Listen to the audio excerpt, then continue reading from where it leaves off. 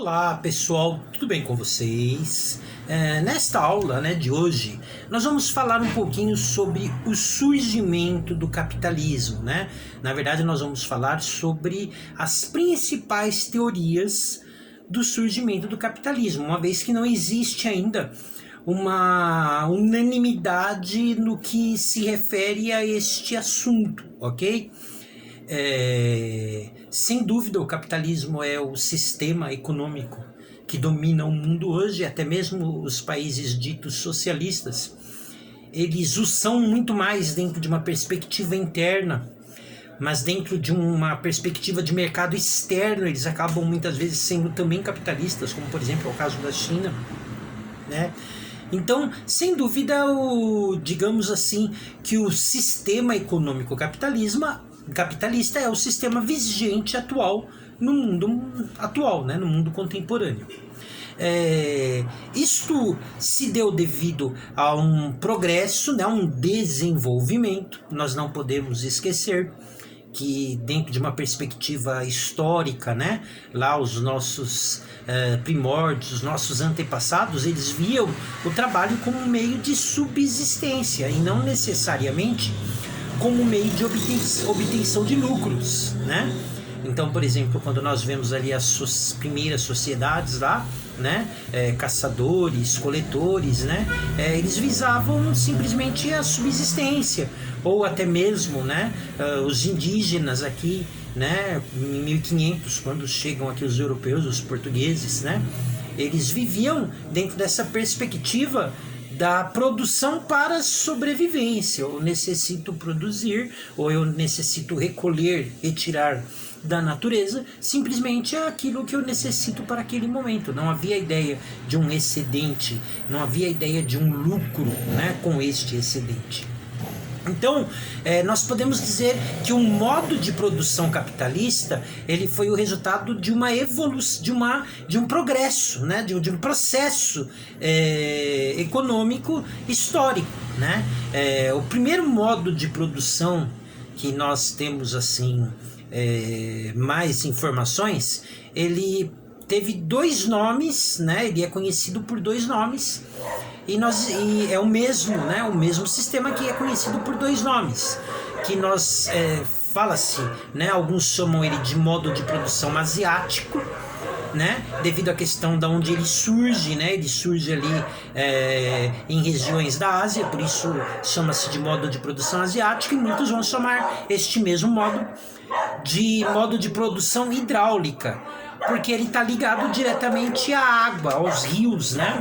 A questão hidráulica, né? Então, o primeiro modo de produção que nós temos assim um contato maior seria este modo de produção, que é aquele modo em que quem está governando é um súdito ou um estado, né? E todos estão obedecendo ele, né? Então seria um sistema hierárquico onde todos trabalham de acordo com o mandado, né, de acordo com as ordens de um supremo, né, no caso do Egito, o faraó, mas no caso, por exemplo, de outras sociedades, poderia ser ali um tirano, poderia ser ali um próprio representante dos deuses, né, que era muito normal naquela época, esta mistura entre o governo e a religião, né? Então, este primeiro modo, nós chamamos ele de modo de produção hidráulico, e modo de produção asiático é o mesmo, né? Que tá muito próximo da ideia de Estado, né? Um Estado, todos servindo a um Estado, né? A um líder, a um governo. Um segundo modo de produção, e quando nós falamos desses modos de produção, não significa que acabou um, começou outro, tá? Eles aconteciam simultaneamente, né? Seria a escravidão, era muito comum nos povos antigos, aquelas pessoas que obtinham dívidas, elas se tornarem escravas para pagar suas dívidas. Então, né, este também foi um modo de produção bastante utilizado nas civilizações antigas, a escravidão, né? Não misturem, né?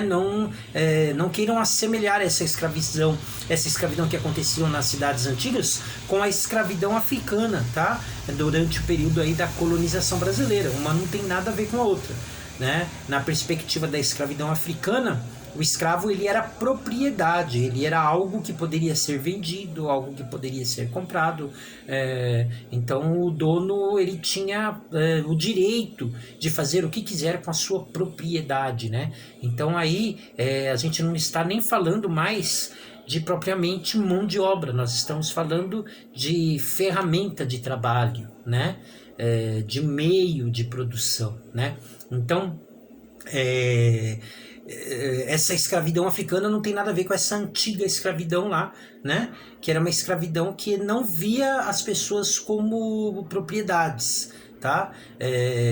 Mas como alguém que estava trabalhando para pagar uma dívida e muitas vezes tinha que trabalhar a vida inteira para pagar uma determinada dívida. Então esse sistema de escravidão era algo muito utilizado também nas sociedades antigas, que vai dar espaço principalmente durante o período da Idade Medieval, para a servidão, né? O servo, né? Por quê?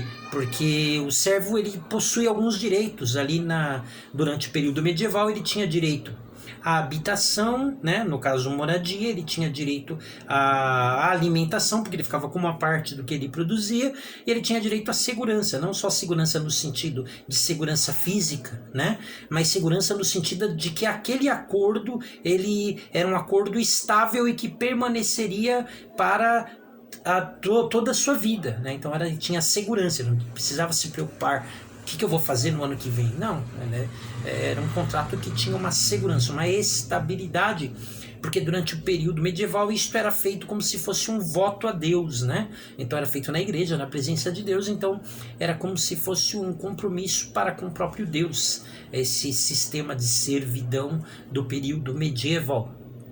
Mas com o término do período medieval, né? E aí nós vamos entrar num novo período, né? E é aí que vão surgir essas 3 formas diferentes de se pensar o início do capitalismo.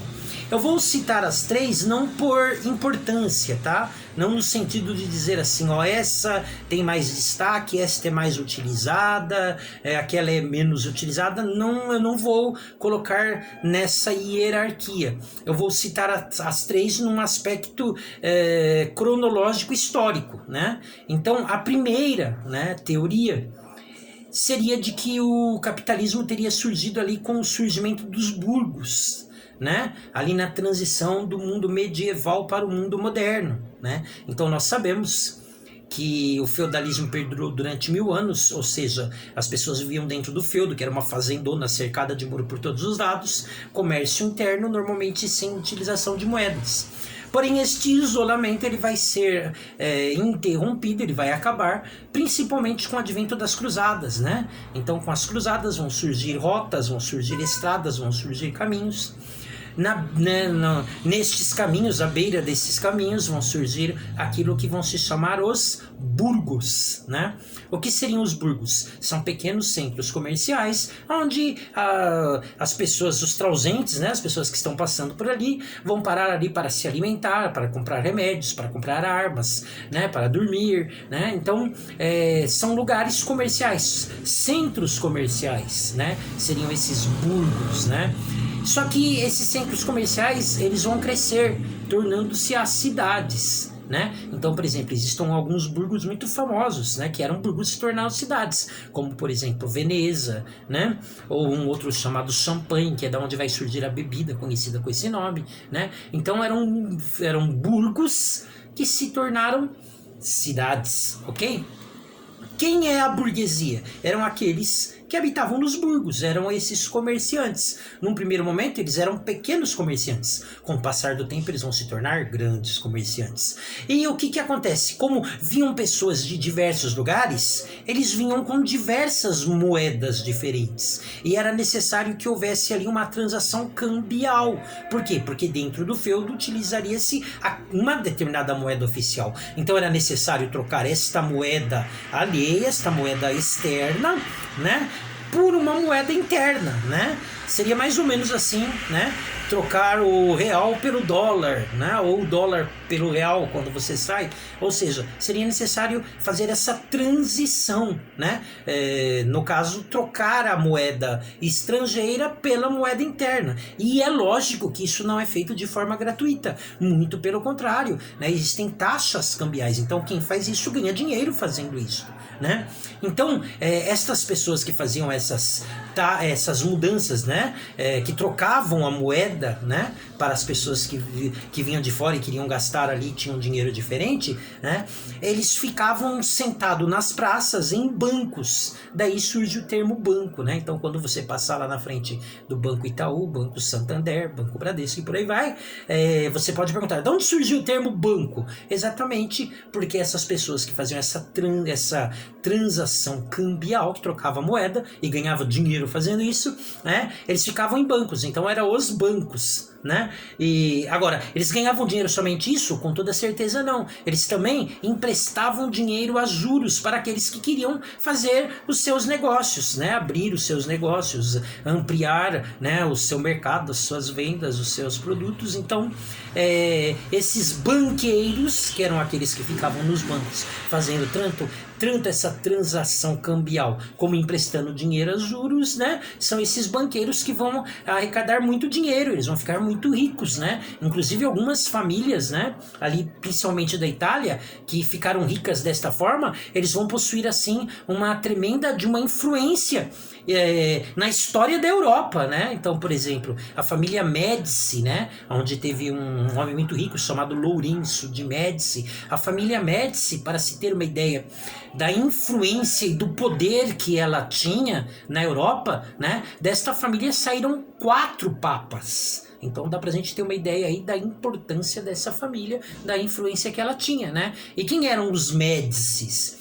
Eram banqueiros, né? Eram pessoas que ficaram ricas trocando dinheiro nessa transação cambial e também emprestando dinheiro a juros, né? Então, eles vão acumular muito capital com isto. Então, alguns apontam que o surgimento do capitalismo seria aí, tá? Com o surgimento dos banqueiros ali nos burgos durante a transição do período feudal para o período moderno. Uma segunda linha de pensamento vai dizer que o capitalismo surgiria um pouquinho depois disso, né? Ele surgiria com o advento das grandes navegações, né? Que é aquele período que nós chamamos de expansão marítima comercial, né? Então, o que acontece? Como esses estados, né? Esses antigos burgos que viraram cidades e que de repente vão se tornar estados ou monarquias, né? Eles ficaram com muito dinheiro e eles queriam ampliar isso. Eles precisavam de um mercado maior, mais pessoas para vender, mais produtos para produzir. E se eu preciso produzir mais produtos, eu preciso de mais matéria-prima, né? Então vai surgir aí, são esses burgueses, esta burguesia, que vai financiar as grandes navegações, né? Então qual que é a ideia das grandes navegações, né? As grandes navegações fazem parte de um período, né? Que aí nós chamamos ele de um período mercantilista, né? Ou seja, o mercantilismo. O mercantilismo, ele tinha, podemos dizer assim, 3 pernas, ele tinha 3 bases, né? Que davam sustentação a esse sistema. A primeira base de sustentação do mercantilismo, né, era o metalismo, né? Então, de acordo com uma convenção deles, né? Eles decidiram isso, decidiu-se que um determinado metal ele serviria de referência de valor, né? Que no caso seria o ouro. Poderia ter sido outro, né? O ouro é um minério que extraído da natureza como qualquer outro, né? Como o bronze, como por exemplo o cobre, como o ferro, né? Mas escolheu-se o ouro. Ó. O ouro é que vai ser o referencial de valor, né? Eu sei que quem for avaliar aí, o porquê, né? Então existe lá um embasamento. Mas poderia ter sido outro, tá? Então optou-se pela utilização do ouro como, digamos assim, referencial de riqueza. Então quem possuir mais ouro será mais rico, né? E para eu possuir bastante ouro, não basta o ouro que está aqui na minha terra, né? Eu vou procurar ouro lá fora, né? Então, por exemplo, a Espanha, ela encontrou muito ouro na América Central ali, nos astecas, incas e maias, né? Então, para ela, dentro dessa perspectiva de metalismo, ela ficou muito rica, né? Porque, poxa, se é o ouro que é o metal, que é o referencial de riqueza, quanto mais ouro eu tiver, mais rico eu vou ser, né? Então, vários países vão sair aí, né, nas grandes navegações para procurar ouro, né? Então, por exemplo, quando Portugal vem para o Brasil, qual que é o grande objetivo de Portugal? Encontrar ouro. Encontrou ouro? No primeiro momento, não. Só 200 anos depois, né, por volta ali de 1700, lá em Minas Gerais. Ok? Lá não, aqui em Minas Gerais, né? Tá aqui no Brasil. Aqui em Minas Gerais, né? Mas num primeiro momento, ali por volta de 1500, não encontrou. E aí, essa viagem, então, foi uma viagem que não foi lucrativa? Foi uma viagem que trouxe prejuízo? Não. Por quê? Porque, conforme eu disse, né? O mercantilismo tinha 3 bases. A primeira é o metalismo. Não encontramos ouro, mas ela possui uma segunda base. Essa segunda base nós chamamos de balança comercial favorável. O que seria a balança comercial favorável? É simples, é a ideia de que eu preciso vender mais do que eu compro. Porque comprar significa trocar o dinheiro por algo. Toda vez que eu compro algo, eu fico mais pobre. Eu tinha aquela quantidade de dinheiro, como eu comprei, como eu dei aquele dinheiro para uma outra pessoa, eu passei a ter menos dinheiro. Então eu fiquei menos pobre. Quer dizer, eu fiquei mais pobre, né? E aquela pessoa recebeu dinheiro, ela ficou mais rica, né? Então, balança comercial favorável significa, basicamente, eu vender bastante, ou seja, ganhar bastante e comprar pouco, gastar pouco. Se eu ganho mais do que eu gasto, eu vou acumular. Acumulando, eu vou enriquecer. Então, balança comercial favorável. Então, para que aqueles países, como por exemplo Portugal, que é um país pequeno, né? Relativamente pequeno, ele pudesse ter uma balança comercial favorável, ele precisa produzir bastante para vender bastante, né? Mas alguns produtos não dá para produzir lá em Portugal devido à questão até climática, né? Então, por exemplo, eles vieram aqui no Brasil, queria ouro, encontrou ouro? Não. Poxa, mas nós encontramos pau-brasil, que é uma madeira lá vermelha que dá para tirar essa tinta vermelha para atingir os tecidos da Europa. Beleza, vamos fazer isso. Arrancaram a quantidade que conseguiram de pau-brasil daqui. E agora? Agora vamos utilizar de outra forma. Que forma que nós podemos utilizar? Olha, lá é uma terra grande e quente, né? Uma zona tropical, né? Então é uma terra extensa, tem bastante terra e um clima favorável para determinadas culturas, né? Para determinadas agriculturas, né? Então vai ser utilizado aqui o Brasil para a utilização da plantação de cana-de-açúcar. Por quê? Porque cana-de-açúcar precisa de um espaço amplo e quente. E o Portugal, espaço pequeno e frio. Então o Brasil, ele vai servir como um quintal para plantio de cana-de-açúcar, né? Que era algo que era bastante lucrativo, vendia-se muito, ganhava-se muito dinheiro com isso, né? Então, se a colônia brasileira ela não serviu para a primeira base do mercantilismo, que é a questão do metalismo, mas serviu para a segunda, balança comercial favorável. Por quê? Porque a gente vai produzir bastante e vai vender bastante, e aí a gente vai ganhar bastante dinheiro. E se a gente comprar pouco, balança comercial favorável, iremos enriquecer, né? Então, a colonização, por exemplo, do Brasil não serviu para a primeira base metalista, mas serviu para a segunda base do mercantilismo, que é a balança comercial favorável, porque aqui vai se produzir muito para se vender muito. Mas ela possui uma terceira base, né?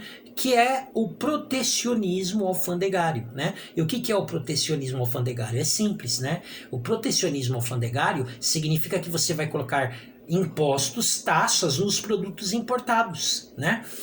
De uma certa forma, obrigando, né, ou levando as pessoas a comprarem os produtos nacionais. Então, imagine, por exemplo, você chegar num shopping center para comprar tênis, né, e aí tem 2 tênis lá, só tem 2 tipos de tênis, né, um nacional lá, relativamente, com uma marca relativamente boa, né, um Rainha, por exemplo, né, e tem lá o Nike, que é o importado, né? Só que é o seguinte, o Rainha, ele tá R$100.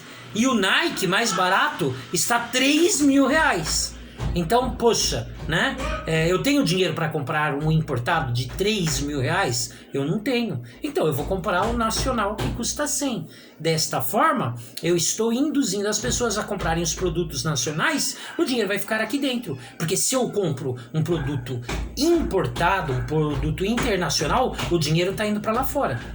Mas se eu compro um produto nacional, de uma indústria nacional, o dinheiro está ficando aqui dentro. A ideia não é acumular, é ficar aqui dentro, é não ir para lá fora. Então, a terceira perna, a terceira base, né, do mercantilismo é o protecionismo alfandegário, ok? A taxação, né, de produtos importados. Com esta prática, esses estados, né, essas cidades, essas monarquias, esses países, eles vão ganhar muito dinheiro, né? E aí então muitos colocam o surgimento do capitalismo aqui, né? Na expansão marítima comercial, né? Com as grandes navegações. Uma terceira linha de pensamento vai colocar o surgimento do capitalismo um pouquinho mais para frente, ali por volta do século XVIII, 1750, ali, né, na metade do século XVIII, com a Revolução Industrial. Por quê? A Revolução Industrial foi um impacto muito grande, né, para toda a sociedade, né? Eu, quando era mais novo, eu pensava que a Revolução Industrial tinha sido excelente para todos, né? Nossa, a vida das pessoas melhorou bastante. Por quê? Porque produziu muito mais produtos, todo mundo teve acesso a uma quantidade maior de produtos, e como produziu bastante, esses produtos ficaram mais baratos, né? Então, a tecnologia, então, melhorou a vida das pessoas, né? Produzindo mais conforto, mais luxo. Então, eu tinha essa visão inocente, né, de que a Revolução Industrial ela tinha sido algo positivo para todos, né? Quando nós vamos estudar e pesquisar a respeito, nós percebemos que foi exatamente o contrário, tá? A Revolução Industrial, dentro de uma perspectiva social, para o povo que viveu neste momento, foi algo traumático, né? Por quê? Primeiro, acabou com toda a base social que havia até então. Até então as pessoas elas trabalhavam domesticamente, dentro da sua casa, né? Então normalmente seria assim: o pai é carpinteiro, o filho vai ser carpinteiro, o neto vai ser carpinteiro. O pai era ferreiro, o filho vai ser ferreiro, o neto ferreiro. Então normalmente as pessoas desempenhavam o ofício que a sua família já desempenhava anteriormente. E eles trabalhavam ali na própria casa, né? Ali no vizinho, ali né? Eles não precisavam ir para algum lugar. Eles trabalhavam ali na sua própria localidade, né? Seja no rebanho, seja nas manufaturas, né? Seja no artesanato. Mas eles trabalhavam ali, né? Internamente mesmo, né? Porém, com a Revolução Industrial vai acontecer todo algo traumático. Primeiro porque com o surgimento das máquinas, né, a máquina vai ter uma produção muito maior, né, em larga escala. E é lógico que o artesão, ou a pessoa que faz lá, digamos, a sua peça domesticamente, ele não vai conseguir concorrer, né? Por quê? Porque a máquina faz ali, né? O que ele faz em um mês, a máquina faz em um dia, né? Então você teria como concorrer, né? E o preço também, né? É lógico, se você precisou de mais tempo para fazer, fica mais caro do que se você precisasse menos tempo. Então eles não vão conseguir concorrer com as fábricas, né? Então vai ser muito ruim, porque todos os negócios domésticos praticamente eles ficaram fadados ao fracasso por não conseguir concorrer com os produtos industriais, né? Os produtos fabris, né? Não é indústria ainda, é fábrica, né? Outra coisa, a Revolução Industrial ela necessitava muito de duas coisas. Primeiro, de muito carvão, que é obtido nas minas, né? Então vão surgir muitas minas de extração de carvão. O carvão é mineral, tá? É pedra, é minério, não é esse carvão vegetal que a gente faz churrasco não, tá bom? Então vão surgir muitas minas, e as minas, elas, a forma de você trabalhar dentro de uma mina é algo extremamente ruim, é algo trabalhoso, perigoso, né? Então muitas minas, elas desabavam, né? Muita gente morria, né? A pessoa entrava dentro de um buraco embaixo da terra e ficava ali 12, 14, 16 horas, né? Entrava, tava escuro, saía, tava escuro, né? Então, lugar úmido, lugar, né? Então, ali pegava muita doença e não tinha nenhuma garantia, não existia nenhum direito trabalhista. Você ficou doente, morreu, azar o teu, a gente coloca outro no teu lugar. E se ficar doente, a firma vai oferecer dinheiro para comprar remédio? Não, azar o teu, ficou doente porque quis, né? Ninguém tem nada a ver com isso, né? Então, foi muito ruim essa questão de que eles vão ser obrigados a trabalhar nas minas. E aqueles que não trabalhavam nas minas iriam trabalhar nas fábricas. Só que a fábrica, né, como as máquinas eram muito grandes, elas vão ficar no centro da cidade. E como é uma extensa jornada, 14, 16 horas, não dá para você morar longe da fábrica. Então, todos vão ser obrigados a morar ali nos arredores da fábrica, praticamente encostado no muro da fábrica. Por quê? Porque a pessoa vai trabalhar 16 horas, vai para casa dormir, daqui a pouco ela tem que estar de volta, né? Então, todo mundo vai ter que morar ali do lado da fábrica. De uma forma muito ruim essas moradias, né? Então, vão morar ali, vai surgir muito barraco, né? Vai subir muito... uma moradia, muita gente vai morar nas ruas, né? Nos cortiços, né? Então, piorou muito a vida das pessoas, sem dizer que os salários eram horríveis e não tinha garantia nenhuma, não tinha férias, não tinha 13º, né? Não tinha descanso semanal, não tinha nada, era diária, você trabalhou tal dia, você recebeu e acabou, né? Então piorou muito a vida das pessoas, né? Só que se por um lado piorou a vida, né, do povo, do trabalhador, mas o dono da fábrica, né, vai surgir uma burguesia industrial. Vai ganhar muito dinheiro, porque agora está produzindo muito mais. E se eu produzo muito mais, eu ganho muito mais dinheiro, mesmo porque eu estou pagando péssimos salários, né? Eu não tenho... meu gasto é muito baixo, né? E o meu lucro é muito grande, né? Então vai surgir a burguesia industrial. E muitos vão colocar o surgimento do capitalismo aí. Então, para muitos, o capitalismo surgiu ali na transição do feudalismo para o período moderno, com o surgimento dos burgos e os banqueiros. Para outros, o capitalismo surge na expansão marítima comercial, com as grandes navegações, né, que possibilitou aos estados ganharem muito dinheiro, né? E para outros, o capitalismo ele surge ali na Revolução Industrial, né, com esta burguesia industrial que vai ficar muito rica, dividindo a sociedade praticamente entre burguesia e proletariado, ok? Então essas são as 3 teses a respeito do surgimento do capitalismo. Tá bom, pessoal? Então, fica por aqui esta aula hoje, né? 27 minutos. Não vou dar uma aula tão grande assim. E na próxima aula a gente continua falando um pouquinho mais sobre capitalismo, tá bom? Galerinha, fui, até mais. Boa atividade para vocês.